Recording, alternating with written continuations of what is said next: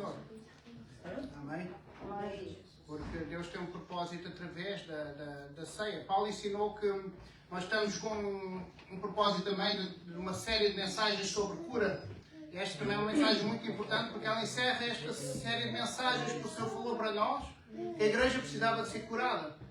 Então por isso eu precisava muito da vossa atenção, porque é a palavra de Deus que cura, amém? Amém. Além disso, Paulo ensinou à igreja que sobre a ceia. Ele falou que a ceia era muito importante para curar as enfermidades. A vida do cristão passa... Quando nós temos enfermidades, ou seja, as curas, elas passam por entendermos esse momento da ceia do Senhor. Para entendermos essa comunhão. Entender que a mesa é essencial. E quando falamos de essência, falamos daquilo que nós fomos formados. Amém? Amém. A essência de Deus. O Evangelho trata do que é mais importante, que é a essência. Não é aquilo que nós precisamos, não é o necessário, mas é o essencial. Amém? Amém. Por falar em essencial, vamos abrir a palavra de Deus. Abram a palavra de Deus em vosso coração, mas deixem a palavra de Deus aberta. Amém, irmão? Não fechem a palavra enquanto a palavra estiver a ser ministrada. Em 2 Samuel, capítulo 9. O Evangelho trata do que é mais importante. Amém? 2 Samuel, capítulo 9. Quem não entende, a ceia vive doente, irmãos. Por isso é que às vezes nós estamos doentes. O próprio Paulo disse em 1 Coríntios. Porque a cruz, nós para entendermos a cruz, irmãos, nós temos que entender a ceia. Amém?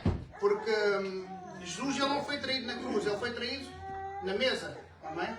Então nós temos que entender, e Deus traz sempre uma palavra de revelação quando é a igreja precisa entender o simbolismo da cruz e para isso Deus instituiu a ceia. Amém? Amém. Deus disse, fazei isso em memória de mim.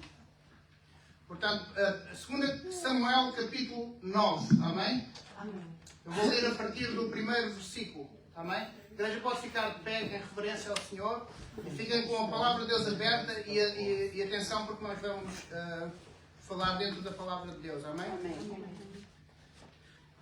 E disse Davi, resta ainda alguém da casa de Saul para que eu tenha benevolência para com ele, por amor a Jónatas. E havia um servo na casa de Saul, cujo nome era Ziba. E chamaram à presença de Davi e perguntaram, tu és Ziba? Ele respondeu, sim, teu servo. E perseguiu o rei. Não há ainda alguém na casa de Saul para que eu possa usar da benevolência de Deus?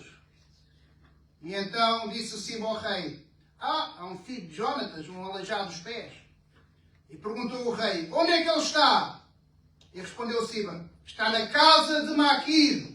Digam comigo, casa de Maquir. Casa de Maquir. Filho de Amiel, em Lodobar. E então mandou o rei Davi, tomou para tomar a casa de Maquir, filho de Amiel, em Lodobar. Mefibosete, filho de Jónatas, filho de Saul, veio a Davi, prostrando-se de rosto em terra, lhe fez reverência. E disse Davi, Mefibosete, respondeu, eis aqui teu servo. Então disse Davi, não temas, porque certo usarei de benevolência contigo, por amor a Jónatas, teu pai, e restituirei todas as terras de Saul, do teu pai, e sempre comerás à minha mesa. Então Mefibosete fez reverência e disse, quem é o teu servo para teres olhado? Porque eu sou um cão morto. E então, verso 11 agora. Vamos passar já para o verso 11. Respondeu Ziba ao rei, conforme tudo do meu senhor, o rei manda o servo, assim ele fará. Disse o rei, quanto a Mefibosete, ele comerá à minha mesa com todos os filhos do rei. Amém? Amém. Glória a Deus. A igreja pode sentar. Amém? Agradecendo esta palavra. Então, irmãos amados, vamos mergulhar no contexto para entendermos o texto. Amém, irmãos? Queria que mantessem a palavra de Deus aberta. Davi era já rei de Israel quando isto aconteceu. Israel estava num momento de paz, num momento de prosperidade. E quando Davi se lembra que tinha feito duas promessas. Uma a Saul e outra a Jónatas. Em 1 Samuel capítulo 20, no verso 14, nós vamos encontrar Jónatas suplicando a Davi pedindo que Ele tenha misericórdia, não use use da bondade do Senhor, ou seja, esta palavra aqui, bondade, ele significa graça. Use da bondade em forma de graça para que não extermine a sua família, porque Jonatas sabia que Davi iria ser rei. Então ele pediu o seguinte: quando você se tornar rei, não extermine a minha descendência, como é costume. Faça diferente comigo. Use misericórdia, não faça como os outros reis fazem. Davi era amigo de Jonatas e era costume naqueles tempos bíblicos, quando um rei tomava posse, ele matava toda a sua descendência do rei anterior. Ele, com medo que houvesse alguma rebelião. Ainda hoje nós vemos, irmãos, na igreja, porque a palavra de Deus ela reflete a vida da igreja, amém? Paulo diz que aconteceram estas coisas para que a igreja se lembre, para que a igreja seja exortada, para que a igreja seja ensinada. E hoje na igreja ainda acontece muita gente, na igreja institucional, com medo da rebelião, matando crentes, matando a ovelha, matando a ovelha, líderes matando crentes, com medo de rebelião. Mas Deus nunca temeu rebelião do homem, nem dos anjos. Ele deu livre-arbítrio para nós podermos escolher a quem queremos servir, para servirmos a Ele e amarmos a Ele sem qualquer tipo de pressão, amém? Ninguém é obrigado a seguir Jesus. Então, sabendo que todos da família de Saul podiam morrer, Jonatas faz esse pedido ao rei, para não exterminar a sua descendência quando ele fosse eleito. Amém? Quando ele tomasse posse. E em 1 Samuel 24, no capítulo 24, 4 capítulos mais a seguir, vamos encontrar o próprio Saul a fazer o mesmo pedido também.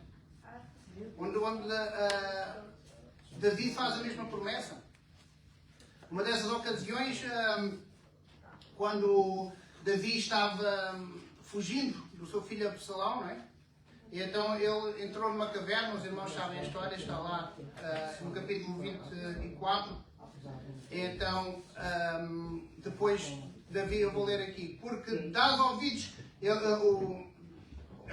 Davi estava na caverna e encontrou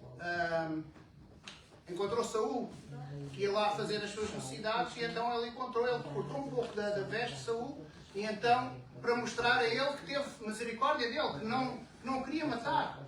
E depois, quando Saul saiu, ele esperou que Saul saísse e foi atrás dele e gritou. Ele não falou para Jonatas: Jonatas, porque dás tu ouvidos à palavra dos homens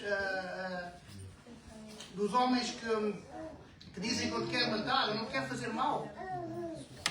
Ele vai dizer no verso 10: este dia os olhos viram, e o Senhor também viu, as minhas vestes na tua mão na caverna, e alguns disseram para eu te matar. E a minha mão te poupou, eu não entenderei contra a mão do ungido do Senhor. Olha, pois aqui vê o manto que eu tenho na minha mão, que diz respeito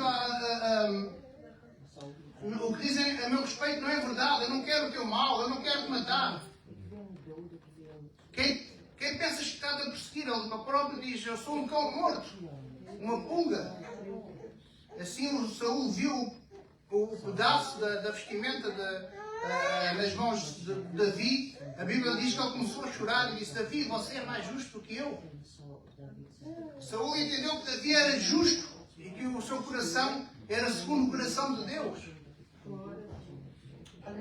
1 Samuel 24, 22 diz que Davi jurou que não eliminaria a descendência de Saul. E assim, tanto como Saul como Jonatas, eles receberam a mesma promessa de Davi. A sua casa não seria destruída e a sua descendência seria poupada eternamente. Amém, irmãos? A antiga aliança aponta para Cristo. E Cristo faz a mesma promessa. Temos a mesma promessa no livro de Atos 16, quando Paulo e Silas pregam na prisão e soltam o carcereiro. O carcereiro diz: queremos o Senhor Jesus e serás salvo tu e a tua família. A mesma graça que há na antiga aliança, há na nova aliança. Nós vamos encontrar. Aleluia. E Davi então jurou que não iria agir como era o costume da época, quando o rei entrava no trono e matava toda a descendência do rei anterior. Porque Davi, ele era diferente. Davi era um homem Um rei segundo o coração de Deus. Aleluia. E Deus deixa o joio crescer junto com o trigo, amém? Amém. Ele permitiu que o inimigo se rebelasse contra ele. E Deus não tem medo da rebelião, Ele não tem rebelião. Mesmo não merecendo Saul, Davi teve misericórdia. E Davi jamais pagou o mal com o mal, ele pagou o mal com o bem e diz: jamais eu levantarei a minha mão contra o ungido do Senhor. Então, irmãos, mais tarde então chegamos a este episódio em que Davi se lembra, este é o contexto, em que chegamos a este episódio em que Davi se lembra das promessas que ele faz. Aleluia. Era um dia em que o exército, ele saía para uma batalha liderada por Jonatas e Saul. E nessa batalha acabaria por morrer os dois. Primeiro morreu Jonatas e depois Saul, sabendo que Jonatas estava morto e que ele ia ser capturado, ele ia ser afligido, que ele ia ser zombado pelos seus inimigos, ele chamou o guarda real e disse: pega a tua espada e mata-me, porque senão eu vou ser zombado. É melhor que eu perca a minha vida na tua mão do que eu ser torturado pelos inimigos. Mas o soldado renunciou porque a função dele era proteger o rei. E naquela altura não havia ainda aquela ideia infeliz da eutanásia. Então ele renunciou, ele foi de princípios, amém? Então a Bíblia diz que Saul pegou a sua própria espada e quis pôr fim à sua própria vida. Ele prendeu a espada entre as pedras e jogou-se para cima da espada e mesmo assim não se conseguiu matar. E então a Bíblia diz que estava passando lá um amalequita quando Saul viu e pediu ao amalequita para terminar o serviço. Então o amalequita jogou-se para cima dele e então matou. Naquele dia morreu Saul e morreu também o filho Jonatas. Foi um dia mau para eles. Meu Deus, misericórdia. Deus nunca foi com Saul, porque Saul foi um rei escolhido pelos desejos dos homens, pelo público, e não pelo propósito de Deus. Aquela batalha foi como se fosse um espirro do próprio Deus quando a iniquidade, a desobediência chega às narinas de Deus. Diz que é como se Deus espirrasse, é como Deus mandasse um vento, é como Deus mandasse uma tempestade para colocar tudo no mesmo lugar. Amém. Aquela batalha foi como se fosse um vento, um espirro de Deus. Meu Deus. E Ele manda vento para colocar as coisas no seu lugar, irmão. É verdade. Ele está vindo com um vento sobre a igreja, Ele tem falado sobre isso. Verdade.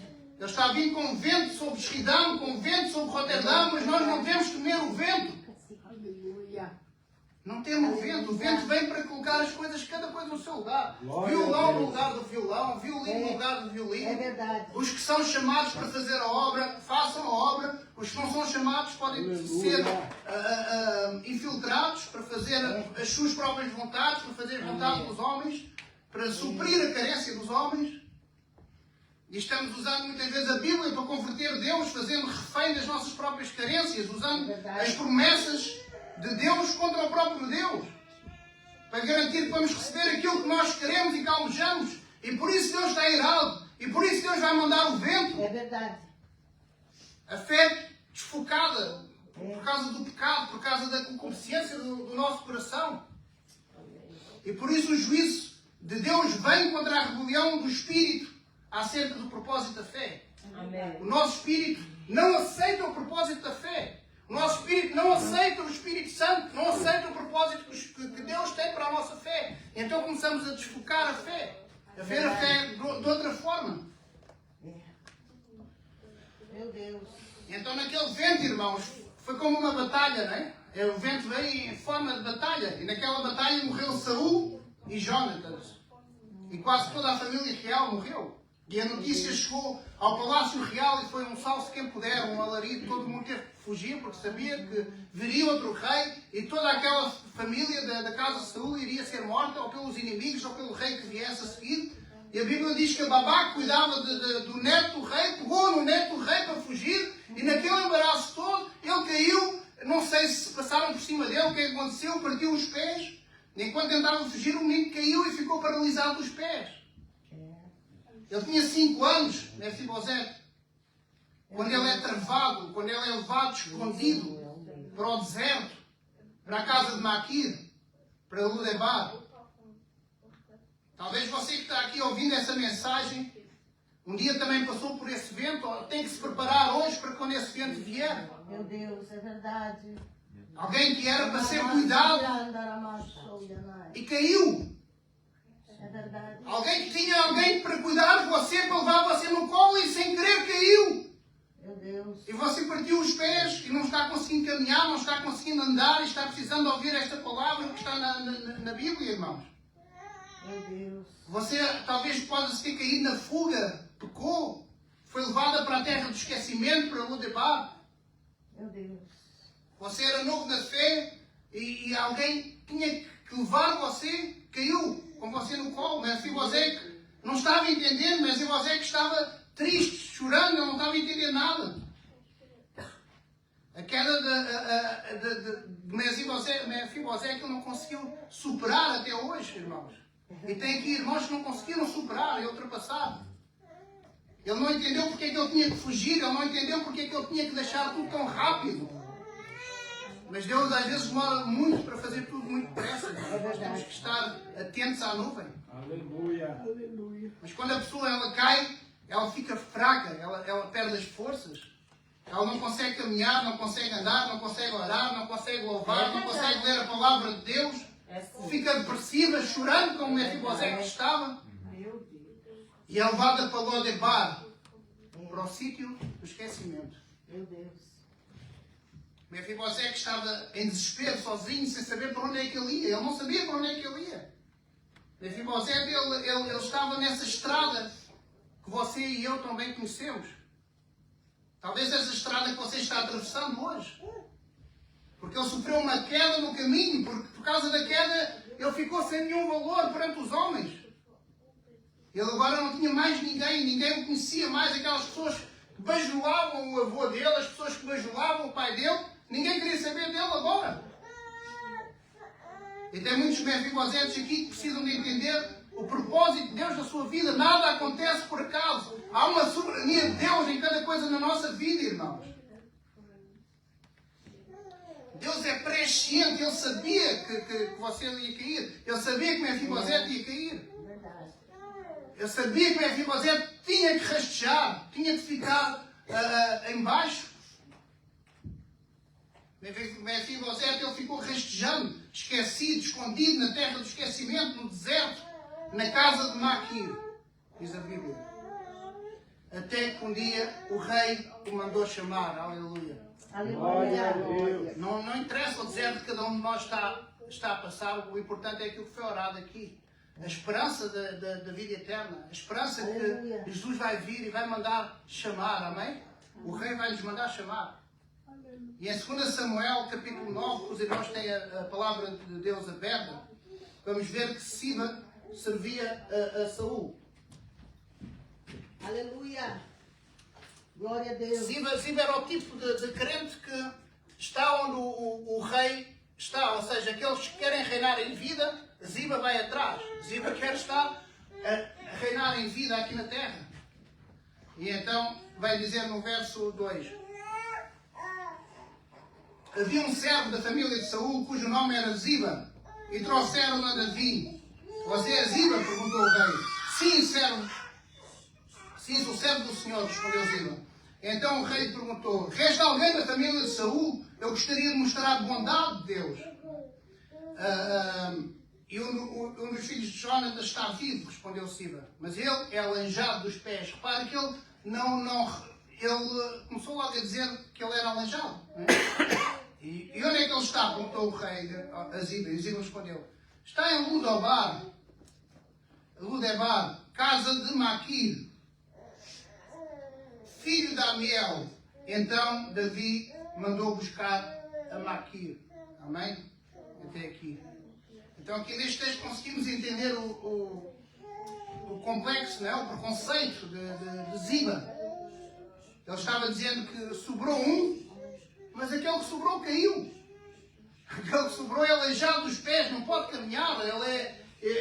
ele é um traste, né? É uma pessoa que não serve para nada, um zero à esquerda, ele não serve para estar aqui. Ele caiu e ficou aleijado.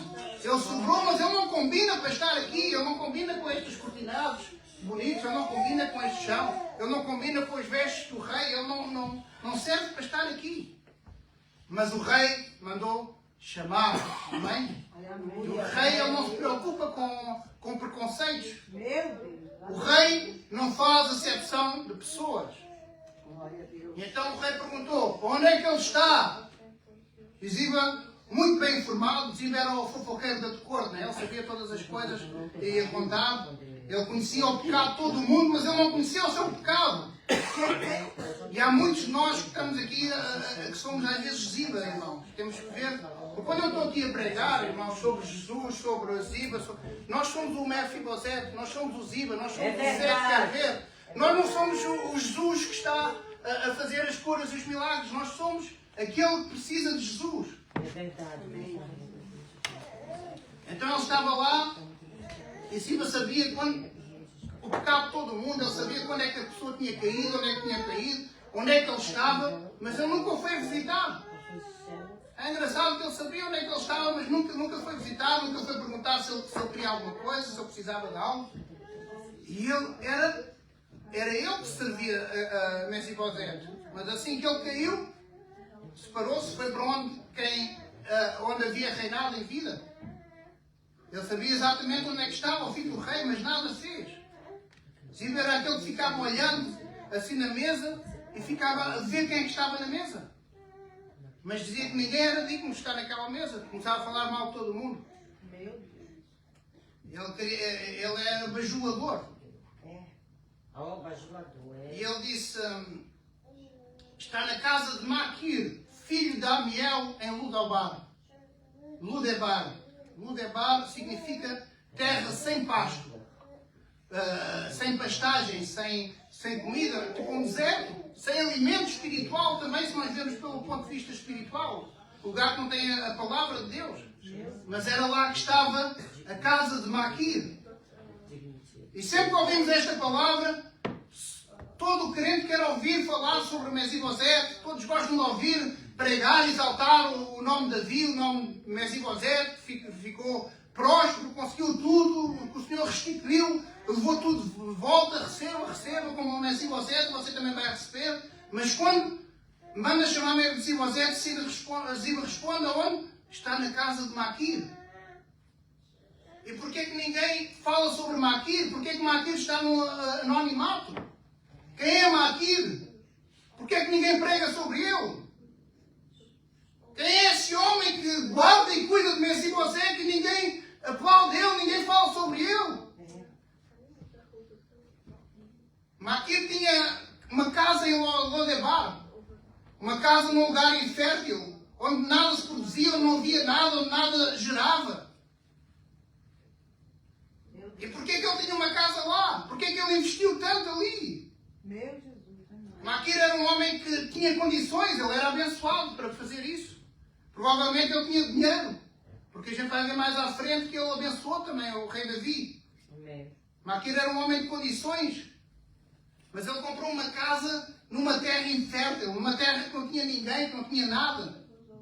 A casa de Maquir significa casa de restauração. Aleluia. E eu quero afirmar aqui esta tarde que o Senhor colocou aqui este ministério não foi em vão. Amém. Este ministério será uma casa de restauração de vidas, restauração de almas, cura de almas, irmãos. Amém. Este ministério pode ficar até no anonimato, mas nós fomos chamados para ser casa de Maquir. Maquir era um homem que cuidava dos órfãos, das viúvas, dos necessitados. E nós temos que cuidar também, irmãos. Os órfãos são aqueles que não têm pai. Aqueles que não têm pai espiritual, não conhecem o nosso Senhor e Salvador Jesus Cristo, não têm esperança na vida eterna, não têm esperança de algo mais a não ser esta vida aqui na terra. As viúvas, aquelas que não têm o nosso Senhor como o noivo da igreja. Aquelas pessoas que creem num Jesus que já morreu e pensam que estão viúvas espirituais. Meu Deus. Maquir cuidava destas pessoas. Ele investiu tudo o que tinha, irmãos. Tudo o que tinha para ajudar pessoas que estão passando por situações como eu e você já passamos.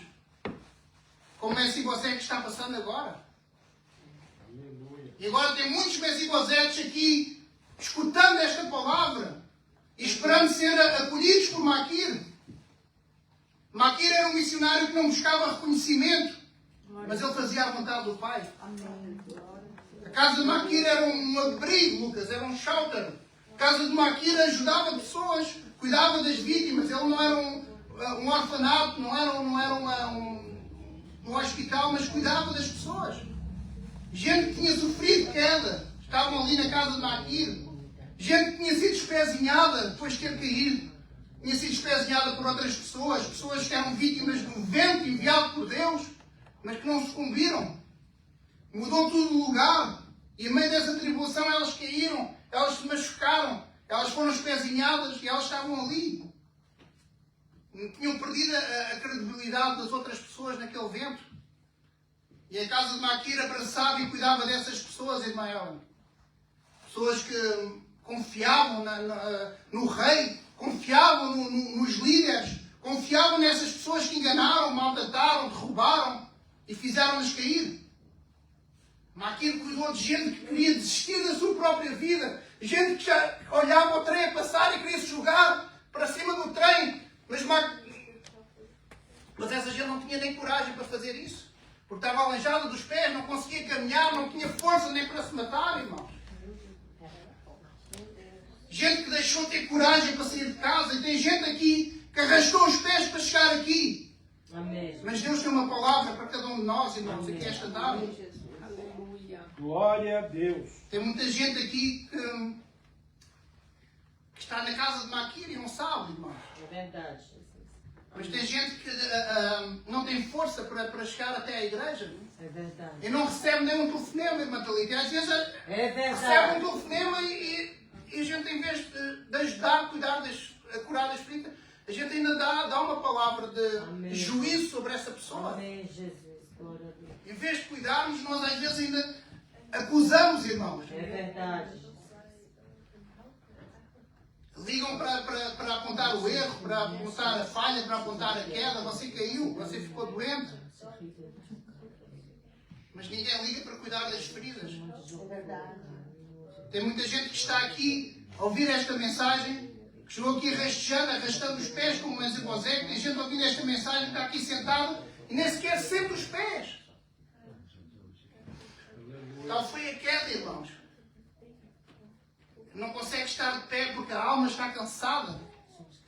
Porque foi esquecida em lugar de bar. Gente ouvindo esta mensagem, querendo gritar, querendo dizer: eu sou Mefibosete, mas está com medo de não ser ouvida. Meu Deus.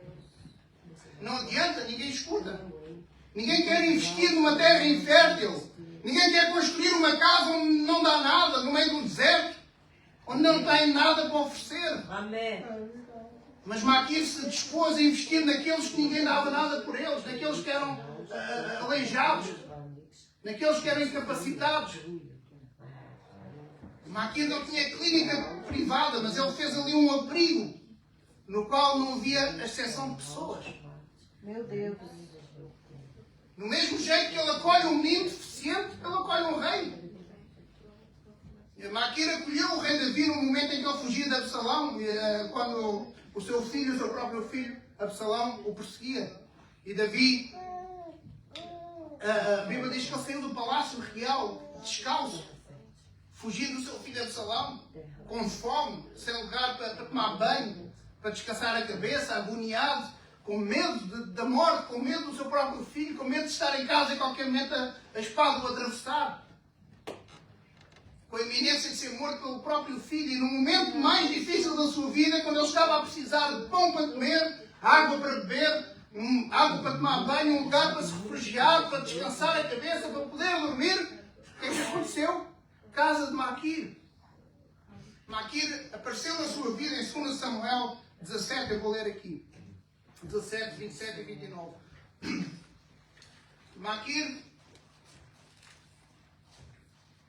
filho de Amiel, de Ludobar, toma camas, bacias, vasilhas de barro, trigo e cevada, farinha, grão torrado, favas, lentilhas, também torradas, e mel, e manteiga, e ovelhas, e queijos, e vacas, e trouxeram a Davi e ao povo que estava com ele, e comeram, e disseram: este povo no deserto está faminto, cansado e sedento. Já viram, irmãos, quantas iguarias, quantas coisas. Ele não dava aquilo que sobrava. Ele dava o melhor que ele tinha, irmãos. Oh, glória, aleluia. Ele não poupava, e a gente hoje poupamos até nas palavras. A casa de Maquir não sabia fazer seleção de pessoas. E não fazia também a exceção de pessoas. Ele tratava o rei Davi da mesma forma que ele tratou o aleijado, da mesma forma que ele tratou o Mefibosete. A casa de Maquir, o mais importante não era o dinheiro, mas o mais importante era o amor às almas, irmão. Glória a Deus. E hoje nós estamos amando muitas vezes ao dinheiro, amando a outro Deus.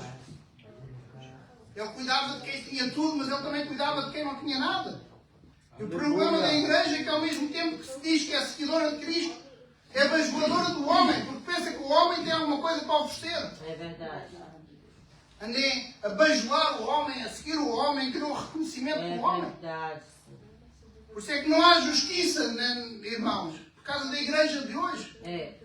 Porque a igreja quer usar uma fé para satisfazer a sua carência. Uau. Não há ninguém mais carente que o crente, irmãos. Nós vemos isso hoje. O crente ainda está à espera de ser amado, o crente ainda está à espera de uma fé diferente, uma fé baseada na sua carência, que não está, o crente não está mal resolvido. O Evangelho diz: Deus amou o mundo de uma tal forma que deu o seu Filho unigênito para quem nele crê não padeça, mas tem a vida eterna. Deus amou-nos de uma tal forma, e quem não entende isso, só quem não entende a palavra é que é carente de amor, irmãos. O amor de Deus ele transcende todo o entendimento. É incompreensível. Ele não cabe em nós, porque nós não precisamos de amor. Nós precisamos de amar. Nós precisamos dar amor, foi para isso que nós fomos feitos. Ele nos amou primeiro de uma forma completa. Aquele que nem mesmo o seu filho poupou, antes entregou a todos nós, como não nos dará também todas as coisas. Aleluia. Meu Deus. Nós não precisamos de nada, irmãos. Ele é completo, você não precisa do reconhecimento nem do amor do seu filho, você precisa de amar o seu filho. Você não precisa do amor do presbítero Cláudio, missionário Lu, você precisa de amá-lo. Nós não precisamos do amor dos nossos filhos, nós não precisamos do amor dos nossos pais, nós precisamos de amar. É para isso que nós fomos chamados. Deus nos fez semelhante a eles para nós sermos amor, não para sermos amados. Nós já fomos amados primeiro. Antes da formação do mundo, Ele já nos amou. Ele já nos deu o plano da salvação. Ele nos ama sempre incondicionalmente. Que apesar dos nossos defeitos, apesar dos nossos pecados, apesar das nossas doenças, como é Mefibosete, Jesus não mendigou o amor. Ele amou em todo o tempo. Ele nunca buscou reconhecimento. Ele buscou sempre que nós conhecêssemos o amor do Pai. A missão de Deus na nossa vida é nos tornar à semelhança de Deus, é nos aproximar de Deus na sua semelhança. A Bíblia diz que Deus, desde o Deus deste mundo, nele cegou o entendimento dos incrédulos para eles não conhecerem o Evangelho. O Evangelho não ilumina, porque os incrédulos, quem não tem uma fé focada na palavra de Deus, o Evangelho, o Deus deles é o próprio ventre. O propósito da fé é a certeza da nossa missão. Nós temos que ter fé para saber o que é que estamos aqui a fazer, qual é o nosso propósito. É essa a nossa fé. A fé não é para receber. A fé não é para sermos ricos, para recebermos bens materiais. Isso é crença. É como aquelas pessoas que jogam na Mega Sena e dizem: estou a fazer uma fezinha. Isso não é fé, é crença no maligno. A fé desfocada é um pecado muito perigoso, irmãos. O juízo vem contra a rebelião do Espírito acerca do propósito da fé. A fé salvífica é a certeza de nós sermos julgados pelo propósito da nossa fé, irmãos. O que é que eu estou aqui a dizer? A gente temos que saber qual é o propósito da nossa fé, senão vamos ser julgados. Isto é grave, irmãos. É verdade. Mateus, no capítulo 24, ele vai falar sobre a escatologia, não é? Porque há muita gente que se equivoca sobre como é que vai ser o final dos tempos. Lê Mateus 24, está lá toda a ordem. Jesus, o melhor pregador de todos os tempos, ele não explica como vai ser o final dos tempos. Mas a gente deve se preocupar mais com o julgamento, porque passado o capítulo 25, no capítulo 25 ele vai dar 3 parábolas. A parábola das 10 virgens, a parábola dos talentos e a terceira vai dizer que quando o Filho do Homem vier, em grande esplendor, se sentará no seu trono e vai reunir todas as nações e vai pegar a igreja e vai dividir, irmãos. Vai colocar à sua direita os justos e à sua esquerda os ímpios. À sua direita as ovelhas e à sua direita os cabritos ou os bodes. E ele vai dizer aos que estão à sua direita: bem-vindos, queridos do meu Pai, porque vocês, quando eu tive fome, me deram de comer. Quando eu tive sede, me deram de beber. Quando eu era estrangeiro, vocês me acolheram. Quando eu era preso, vocês me foram visitar. Quando eu estava doente, vocês me foram lá ver. Recebam a herança que está preparada desde a formação do mundo. A herança já está preparada desde a formação do mundo. Glória a Deus. E o que é que eles responderam? Mas, Senhor, quando é que nos vimos você com fome e não vos demos de comer? Quando é que vimos o Senhor com sede e não demos de comer? Quando é que vimos o Senhor estrangeiro se o Senhor esteve sempre connosco e não o acolhemos? Quando é que vimos o Senhor nu e não o cobrimos? Que o Senhor nunca esteve nu, o Senhor nunca fez essas coisas. Quando é que vimos o Senhor preso? Porque o Senhor nunca foi injustiçado e não fomos ver. Quando é que o Senhor nunca ficou doente? Quando é que nós vimos o Senhor doente e não fomos visitar? Ele disse: aquilo que vocês fizeram aos vossos pequeninos, também fizeram a mim. E a palavra de Deus vai dizer: e aos que estão na esquerda, eu não estou, é só o que a palavra está a dizer. E aos que estão na esquerda, ele vai dizer: eu tive fome e não me deste comer. Tive sede e não me deste beber. Eu era estrangeiro e não me acolheste. Eu estava doente e nunca me foste visitar. Eu estive preso e não me foste ver. Eu estava nu e não me cobriste, ainda zombaste de mim, ainda gozaste de mim, ainda tiveste troça de mim. Eles, até nisso, eles culparam, não foram como aqui, eles disseram assim: Senhor, quando é que eu te vi com fome, com sede, não te fui visitar, não te fui visitar quando estavas doente, quando estavas preso. Que conversa é essa? Até nisso eles pouparam nas palavras, se os irmãos forem ver em Mateus 25. E eles disseram: não, aquilo que vocês fizeram aos outros, fizeram também a mim. Nós temos todos os dias a oportunidade de ser justificados. Nós temos todos os dias a oportunidade. E a igreja anda muitas vezes a correr atrás de pregadores, a correr atrás de bênção. E nós temos a oportunidade todos os dias de ser abençoados, irmãos. Abençoando o próximo, estamos a abençoar o próprio Deus. Mas eles não entenderam. O problema é que eles não viram. Os irmãos estão a ver, tanto uns como os outros não estavam a ver. Tanto uns como os outros disseram: Senhor, quando é que te vimos? Então o problema da igreja, a doença da igreja principal é o quê? Falta de visão. Estavam ali no julgamento, nem um nem os outros estavam a ver aquilo que Jesus estava a dizer. E eles não viram. Os apóstolos, 3 anos e meio, com o melhor pregador do mundo, não estavam a ver.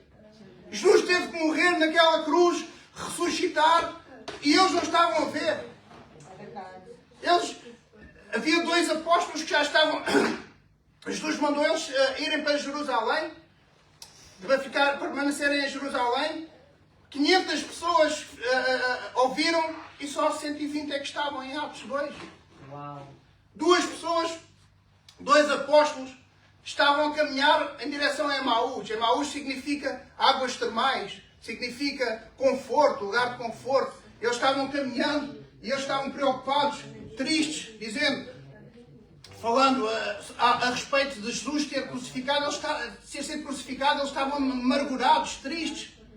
E eles estavam a caminhar para Emaús e a falar sobre aquilo. E então chega uma terceira pessoa ao lado deles e começa a falar: porquê que vocês estão a falar de quê? Então nem não sabem o que aconteceu em Jerusalém. O nosso Senhor e Salvador morreu. Mataram o nosso profeta. Ele era profeta, ele era conhecedor da palavra, ele é que nos ensinava. Ele ia trazer a salvação. Ele ia vir com o exército e ia salvar Israel. Nós agora estamos aqui e não temos esperança. Os romanos vão nos matar. Nós estamos a caminho de Emaús. Isto está a acontecer connosco, é injusto, nós não estamos a entender nada. Eles não estavam a ver, estavam cegos.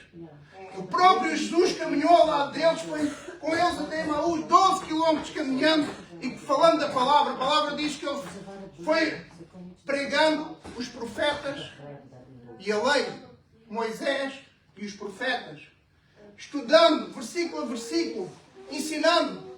E mesmo assim eles não conseguiram ver nada. Eles não viram, irmãos.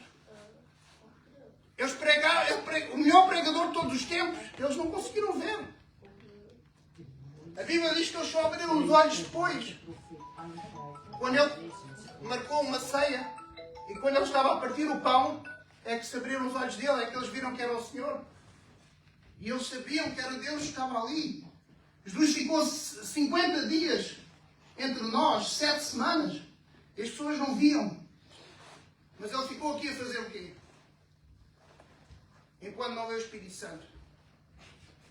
O que é que ele ia sempre fazer? O que é que Jesus veio fazer? Porquê é que Jesus, quando veio, porquê é que ele não foi prestar contas com Herodes? Prestar contas com os saduceus, os fariseus, os escribas? Agora estou aqui, vai lá. Não foi encará-los. Não. Jesus não foi mostrar o seu poder, ele não foi fazer um culto no meio de Jerusalém, com o corpo glorificado, no meio da noite, todo iluminado, a dizer: não, aqui estou eu. Não. O que é que Jesus foi fazer estes 50 dias? Esteve aqui connosco. A mesa, irmãos. Por isso é que nós temos que ensinar, aprender o significado da mesa, a importância da mesa, o valor da mesa. Por isso é que as pessoas não entenderam. Não estavam a entender o propósito. 500 pessoas que viram Jesus, Jesus falou depois aos apóstolos, creio que falou também às outras pessoas que iria vir o Espírito Santo. Em Atos 1:4 só ficaram 120. 500 Menschen heeft Christus gezien. 120 blijf en stand bij in Jerusalém, wat Jesus zegt. Waar waren die anderen 380? Onde é que estavam os outros 380? Estavam a ver o Chosen, na estreia do Chosen no cinema. Estavam à espera de um outro Jesus. Estavam a ver um Jesus diferente daquilo que Jesus vem nos revelar. Uau! E quando essa ilusão ela não é correspondida, ela transforma-se em desilusão. Era isto que estava a acontecer com aquelas duas pessoas. Nós esperamos um Deus segundo as nossas necessidades, os nossos interesses, as nossas amarguras, as nossas presunções arrogantes, e ficamos naquilo. Quando a nossa ilusão ela não é correspondida, como aqueles dois apóstolos que tiveram 3 anos e meio com Jesus, ficam desiludidos, ficam frustrados e vão para Emaús. Então nós nos tornamos julgadores, começamos a julgar as coisas, começamos a julgar até às vezes o próprio Deus. Jesus não julgou ninguém, irmãos. Jesus não julgou o nu. Porquê que estás nu? Isso é uma vergonha. O pobre, o estrangeiro. Ele não julgou ninguém. E às vezes em vez de a gente cobrir, a gente julga. Às vezes a gente vai dizer que é um estrangeiro. Não, a pessoa está aqui, mas ela não é chamada, agora que se oriente. Está doente é porque apanhou chuva. Está presa é porque fez lá alguma coisa, não vou visitar. Deus não está a dizer o que é que a pessoa fez. Ele está a dizer que nós temos que fazer a nossa parte. Meu Deus, verdade. Visitar, ouvir, escutar a pessoa. Ainda dizemos que essas pessoas estão a pagar pelos seus pecados. Pagar pelos pecados, irmãos. Já foi pago, amém. Existe consequência do pecado. É verdade. E Deus, Ele é misericordioso, por isso é que Ele nos corrige. Ele corrige aqueles que ama. E se nós estamos a ser corrigidos, glória a Deus. Glorificado seja o nome do Senhor. Glória a Deus. Glória a Jesus. Mas aquelas duas pessoas não entenderam, irmãos. Escutando uma pregação expositiva, Moisés e os profetas, durante o caminho todo, ensinando Moisés e os profetas e nada. O que é que faltou naquela pregação? Os ouvintes, não faltou fogo, né? Não faltou a unção do Espírito Santo, porque a própria palavra diz que quando eles estavam lá a partir o pão, que eles diziam, não, agora eu sei que é Jesus, porque quando eu estava a pregar, eu senti um fogo no coração. A palavra era ungida. O profeta era o melhor profeta de todos os tempos, o melhor pregador que a terra já conheceu. Meu Deus. Mas não conseguiu abrir os olhos a eles. Mas o pior é que esses dois ouvintes já tinham recebido o testemunho das mulheres que tinham dito que tinham visto Jesus, que Ele ressuscitou, mas eles não quereram. Eles receberam o testemunho dos apóstolos, irmãos. Apóstolos acompanhados de anjos, mensagem expositiva, pregada com o melhor pregador de todos os tempos que a terra já conheceu, o fogo queimando no coração, e nada disso convenceu os homens da sua desilusão. Porque eles queriam outra coisa. Nada disso foi capaz de abrir a cegueira de uma expectativa frustrada de quem Deus é. As pessoas formam uma expectativa diferente do que é a Escritura. Só porque a Igreja colocou um Deus na posição de contemplar as nossas necessidades. Contemplar os nossos interesses, satisfazer as nossas necessidades. Um Papai Noel da providência divina.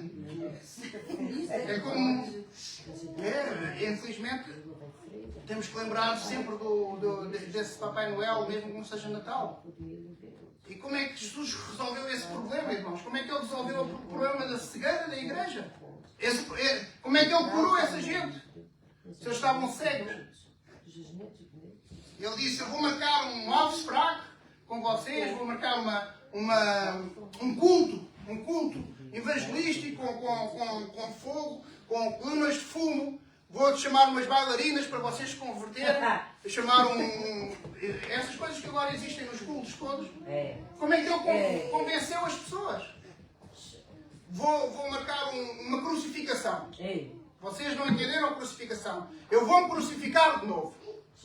Jesus podia ter sido crucificado 100 vezes, eles não entendiam nada. Não entenderiam. Meu Deus.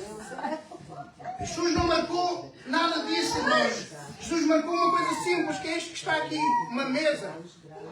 E a palavra de Deus, se os irmãos depois forem ver, em Lucas 24, enquanto ele partia o pão, se abriram os olhos e viram, é o nosso Senhor, é Jesus, ressuscitado, corpo glorificado, glória a Deus. Aleluia.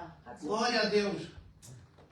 Glória a Deus. Você pode pregar uma mensagem unida, ungida, pode fazer aquilo que quiser, mas se o nosso irmão não vir, nós a partirmos o pão ao nosso irmão a fazer obras de justiça, nós não vamos conseguir Glória a Deus. chamar as almas que tanto nós choramos aqui, irmão.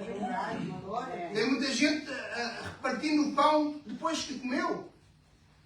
Uau. E foi assim que aconteceu. Foi assim que o pecado entrou no mundo, Lucas, nós estávamos a falar.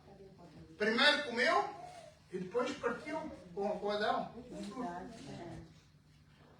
A principal riqueza que nós temos, irmãos, é a visão. A visão quando ela é focada no Evangelho. E a principal doença é a falta de visão. Por isso é que eles diziam, quando foi que te vimos? Eu não sei, quando foi que te vimos? Nós não vimos, nós não sabemos. Eles não viam porque os olhos do entendimento estavam cegos. Porque, conforme está escrito, Deus deste mundo cegou o entendimento dos incrédulos, para que não resplandeça a luz do Evangelho. A luz do Evangelho é a glória de Cristo, que é a imagem de Deus. E se nós fomos chamados para ser iguais a Cristo, para que Cristo nasça em nós, nós vamos ser a imagem de Deus. E como é que nós podemos ser a imagem de Deus? Quando nós nos humilharmos para partir o pão com o próximo. Quando nós nos humilharmos para fazer as obras de justiça. Aí eles não vão ver mais o pastor Diogo, não vão ver a missionária Talita, o presbítero Cláudio, mas vão ver o próprio Deus na pessoa. Amém. E aí há conversões, irmãos. Aleluia. A palavra de Deus Verdade. serve para ter a certeza daquilo que nós já recebemos e temos para dar. Aleluia. A palavra de Deus não é para nós recebermos alguma coisa, para termos a expectativa de que vamos receber. E por isso é que a igreja tem andado frustrada nas suas expectativas. Nós usamos Deus para entender a nossa expectativa, as nossas necessidades, e nos frustramos com a expectativa de Deus. Nos frustramos às vezes com o filho que nós temos, com o marido que nós temos, com a mulher que nós temos. Começamos a nos frustrar com todas as coisas que estão à nossa volta.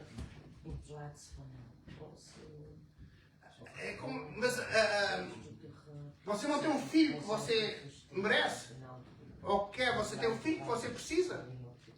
Você não tem um esposo que você quer ou que merece, mas tem um esposo que você precisa. O Lucas não está naquela escola por causa de que merece ou porque ele quis ir para aquela escola, mas foi Deus que te colocou lá para fazer a diferença, para ser o sal da terra. O lugar onde nós estamos é porque Deus nos colocou para fazermos a diferença, para sermos a extensão do nosso Criador. Aleluia. Foi por isso que Ele nos fez, como a gente aprendeu aqui na sexta-feira. Ele fez-nos pela sua vontade. E nós estamos a procurar poder. Ele usou o poder para criar tudo. Haja luz, haja escuridão, haja separação entre a luz e as trevas, haja os animais, Mas quando diz o homem, façamos o homem à nossa imagem e segundo a nossa semelhança. Glória a Deus. Façamos, está no presente do indicativo. E quando ele diz, bem-vindos, amados do meu Pai, porque vão herdar a vossa herança que está prometida desde a fundação do mundo. O que está a acontecer agora já estava na presciência de Deus. As guerras, os seus problemas, tudo o que está a acontecer já estava na presciência de Deus. Aquilo que nós vamos herdar já estava reservado para nós antes da fundação do mundo. Então nada vai surpreender a Deus. Isso é verdade, Jesus. Temos que buscar o que nós precisamos e não aquilo que nós merecemos ou que achamos que merecemos. E como é que nós sabemos aquilo que nós precisamos? Oração. E a gente gasta muito tempo da nossa oração falando daquilo que nós queremos. Nós não merecemos nada porque tudo já nos foi dado. Amém. E por isso é que aqueles dois estavam perplexos, desapontados, desiludidos com aquela expectativa ilusória. Os principais fortalezas, a gente ora aqui muito para destruir as fortalezas da igreja, os sofismas da igreja na nossa mente são esses, irmãos. Nós vemos Jesus através dos nossos interesses, das nossas expectativas, das nossas necessidades, nos nossos padrões de ética e de estética. Quando a palavra de Deus diz que ele não tinha estética nenhuma, nele não havia beleza nenhuma. E nós vamos procurar a beleza dele nas séries televisivas.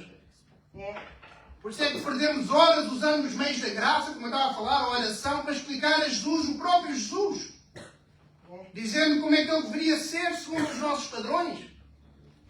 Dizendo o que é que a gente precisa de receber, pensando que vamos convencer que ele satisfaça as nossas necessidades. Irmãos, ele não vai satisfazer as nossas necessidades porque ele sabe o que é melhor para nós. Amém. Glória a Deus. Você não é um cachorro para andar a lamber as feridas. Andamos sempre a falar das nossas carências. Deus não nos fez para ser carentes, irmãos. É verdade. Ele nos deu o espírito de ousadia, Aleluia. não carência. Glória a Deus. Aleluia. Ele não nos deu o espírito de autoconsideração, o espírito de miséria. Ele nos deu o espírito de ousadia. O mesmo espírito. A Bíblia diz que o mesmo espírito que ressuscitou Jesus dos mortos está em nós. Glória. Glória. E nós julgamos. Estamos pedindo coisas a Deus que são efêmeras. Meu Jesus. É verdade. Ele já nos deu tudo, irmão. Aleluia. Mas nós temos que cumprir o que Ele nos ordena. Glória a Deus. Ele nos deu o Espírito Santo para quê? O mesmo Espírito que está em Jesus está sobre nós, mas não foi para satisfazer as nossas carências, as nossas necessidades. Foi para pregar o Evangelho aos pobres. Ele nos enviou para proclamar a libertação aos aprisionados, né? Aos cativos. Foi isso que ele diz. O Espírito de Deus está sobre mim para proclamar a libertação aos aprisionados, recuperar a vista aos cegos e restituir a liberdade aos oprimidos. três coisas. São três coisas. Abrir os olhos aos cegos espirituais, libertar duas vezes. Libertar aqueles que são cativos e libertar aqueles que, apesar de não ser cativos, estão oprimidos. Mas entre uma coisa e a outra, há os cegos.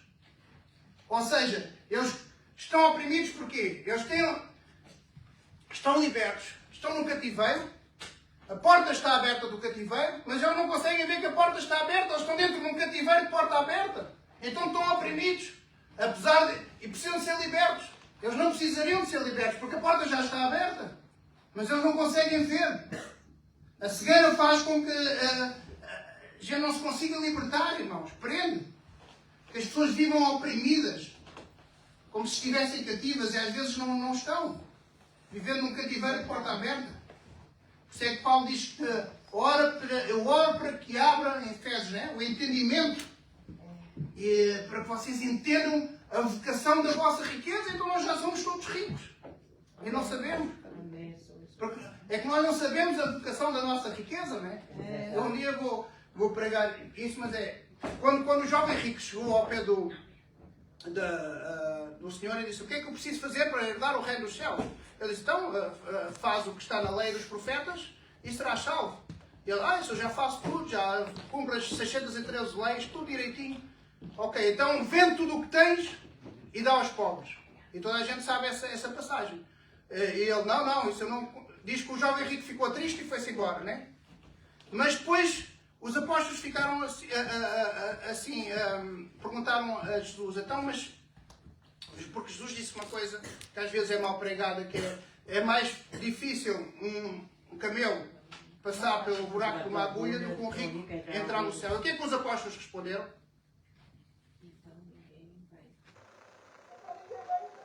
Então somos todos ricos. O reino dos céus já veio. Nós já somos todos ricos. Para o homem é impossível, mas para Deus tudo é possível. Glória a Deus. Mas a igreja continua confundindo a inclusão social com a inclusão do reino de Deus. Por isso é que há essa baralhação. A inclusão social é feita pelo rico através dos seus direitos de posse. Eu tenho posse, eu posso dar ao pobre dinheiro. Então, mas a inclusão no reino ela é feita pelo rico segundo o seu padrão de consciência. Portanto, todos nós temos que fazer inclusão, mas não é social, é inclusão no reino. Amém. Mas a sociedade anda a desqualificar o pobre, dizendo que ele não é social, ele tem que ser integrado na sociedade. Dizer que há essa palavra miserável que é a inclusão social. Então nós temos que dar ao pobre dinheiro para que ele tenha dinheiro e se torne social. Para que ele tenha poder de posse. Mas ninguém visita ninguém. Cada um tem que ficar no seu quadrado, não é? Como diz a irmã Joelma. E Jesus diz que não, vocês têm que visitar os pobres, vocês têm que visitar os doentes, os aprisionados, em vez de julgar. Se vocês cobrissem o nu em vez de ficarem rindo dele, né? O nu é aquele que caiu e a gente, caiu, olha, fez aquele disparate ali, e a gente começa a rir em vez de o cobrir. Então são os pobres de espírito que incluem aqueles que podem fazer a inclusão do reino. É ao contrário, o mundo anda ao contrário do reino de Deus. Quem é que incluiu em Mateus 25? Quem é que incluiu? Os pobres, havia ali as ovelhas e os bodes, né? Os cabritos. E as coisas já estavam resolvidos, né? Os pequenos. Mas esses eram um instrumento para incluir tanto as ovelhas como... Então é uma riqueza. Nós, quando vemos um pobre, nós temos que ver como uma riqueza, uma oportunidade de nós sermos incluídos no reino de Deus. Aleluia! Glória a Deus! São os pobres, os necessitados, os presos, os doentes que nos podem integrar no reino de Deus. Aleluia! Nós não devemos andar à procura de riqueza, onde é que está o dinheiro, nós devemos estar à procura dos pobres, dos necessitados. É ao contrário. É verdade. Glória a Deus. Porque para eles há uma recompensa eterna. Você pode jogar na Mega Sena, ganha... Qual é o prémio máximo da Mega Sena? 200 milhões. Dá para viver quantos anos, pai? Meu Deus do céu. 100 anos, 200 anos, 300, 1000 anos. Viver só dos juros ali, Mas quantos anos? Pode viver saúde. 15 anos. Mas a vida eterna é pelo século, dos séculos, dos séculos, dos séculos. E é como se a gente tivesse. Deus nos está a dar uma oferta tão boa e que a gente queira. Não, mas eu quero levar este par de meias sujas que está aqui, estas sapatilhas rotas, mas eu quero levar também. Eu não quero deixar isto para trás. Meu Deus. É isso que nós estamos a fazer, irmãos. A igreja ainda está à procura de profetas, de curandeiros, para ser incluída no reino. A gente, em vez de andar à procura de não, vai pregar aquele profeta lá, é uma bênção, você vai querer a unção de Deus, Deus vai estar presente naquele lugar. Se Deus fosse Pai, Ele ia estar nas igrejas que precisassem dele, e não daquelas que já têm tudo, não é? E assim, não, vai lá, não vais, vai Fatá não está lá a presença de Deus. A presença de Deus está onde tem canhões de fumaça, não sei o quê, vamos lá que vocês vão ver a presença de Deus. Então, mas se já tem tudo, Deus vai estar nos sítios onde... Não, porque aquela igreja não tem unção, então Deus não vai estar lá. Deus iria, se for Pai, Deus vai aonde os mais necessitados. Não tem Então a gente não pode ir nessas mentiras que nos andam a dizer. É, Senhor, necessita. Aleluia. E então andamos à procura de, não, vai aquele homem de Deus lá pregar, nós vamos receber uma revelação de Deus naquele lugar, vai receber um profeta, aquele curandeiro, vamos ser curados, vamos ser integrados no reino de Deus. Aleluia. E passamos por um pobre, um necessitado e nem olhamos, nem falamos, nem visitamos. Então o mundo ele anda em contramão ao reino, mas o problema é que a igreja anda a favor do mundo. É esse que é o problema, irmãos. Nós temos que analisar as Escrituras. Deus usa o pobre, o doente, o necessitado para fazer inclusão no reino. E só conseguimos entrar no projeto de inclusão no reino se entendermos a missão que é para a nossa vida. Glória a Deus. Aleluia, Jesus. Que sejam iluminados os olhos do nosso entendimento, a fim de entender as riquezas da nossa vocação. O pleno conhecimento de Deus. Aleluia. É isso que é a aproximação de Deus. Quando a gente diz, eu quero estar próximo de Deus. A gente pensa que é uma aproximação física. Ok, agora Deus se afastou de mim. Não, agora já estou mais próximo. Agora Deus não fala comigo porque eu estou longe de Deus, porque pequei. Não, a aproximação é a aproximação da sua semelhança. Nós somos mais próximos de Deus quando somos mais parecidos com Deus. Mais parecidos com o que Ele é, quando nós entendemos o propósito dEle, a missão dEle para a nossa vida. Aleluia. E é de fé em fé até nos tornarmos cada vez mais próximos da sua natureza, sabendo que fomos feitos à sua imagem e segundo a sua semelhança. Glória a Deus. A fé não é para ser usada para nós recebermos, mas a fé é para ser usada tendo a certeza que nós já recebemos tudo, para que nós podemos partilhar. Partilhar o reino, as riquezas do reino, a palavra de Deus. Sei que a palavra de Deus diz que aqueles que estão em Deus não serão envergonhados. Aleluia. Vergonha não é precisar ter para não dar. A gente precisar para nós mesmos. A vergonha é se a gente, aquilo que nós temos não conseguimos partilhar. Comermos antes de dividir. Isso é que é vergonha. Aleluia. E Davi, ele entendeu isso. E ele não ficou envergonhado. Davi não ficou envergonhado. Ele quis sentar à mesa os mais necessitados. Ele quis fazer isso. Por isso é que eu vou voltar a... Se os irmãos têm a palavra de Deus aberta, que é para terminar a mensagem, senão... Eu vou voltar à exposição do texto para terminar. Amém? Entre o verso 5 e o verso 6, o servo de Davi, Banaias, chega então a Maquir, a Lodebar. E agora imaginem aquele tremendo soldado, não é? Um soldado exemplar, grande, uma grande armadura, a entrar naquela casa simples, na casa de Maquir. E então ia dizer, és tu o neto do rei? Não é? Esta parte não está na Bíblia, mas ele depois vai chamar de Maquir, Mefibosete, para voltar para Jerusalém. Eu sou eu mesmo. Mas agora imagina o que é. O Mefibosete está lá, na casa de Maquir, chega lá, ele diz, pronto, é agora. Agora ele vai desembanhar a espada e vai matar aqui. Mas ele diz, não, o rei mandou chamar. Amém? Nós somos como essa casa de Maquim. Nós estamos aqui neste deserto, nós estamos aqui isto é uma passagem, mas a qualquer momento o rei pode nos mandar chamar. E o rei vai nos mandar chamar para a mesa, irmãos. Não vai ser... nós temos que ter a esperança na vida eterna, a esperança na salvação. Então o rei mandou chamar, e então pegou-me Mefibosete, e então levou finalmente para o palácio real. Imagina a aflição naquela viagem. Não, eu estou indo para o matador, não é? Eu estou indo para lá, cheguei lá, eles não mataram agora, eu vou matar lá. E assim somos nós também. A palavra de Deus diz em Romanos 8 que somos todos os dias entregues à morte, como ovelhas que vão para o matador. Todos os dias nós temos que mortificar a nossa carne, todos os dias nós temos que mortificar os nossos desejos. E tal como Mefibosete, a igreja encontra-se no deserto. A igreja foi chamada para ser casa de Maquim no deserto. Mas um dia vai ser chamada para Jerusalém celestial, para dentro do palácio, vai sentar à mesa do rei, como aconteceu com Mefibosete. Agora imagine-se que está lá Davi, não é? Um palácio real. A mesa deve ser o tamanho desta igreja. É uma mesa enorme, porque ele tinha 17 filhos, não é? Mais 12 guardas reais. E ele estava lá, pelo menos 30 pessoas.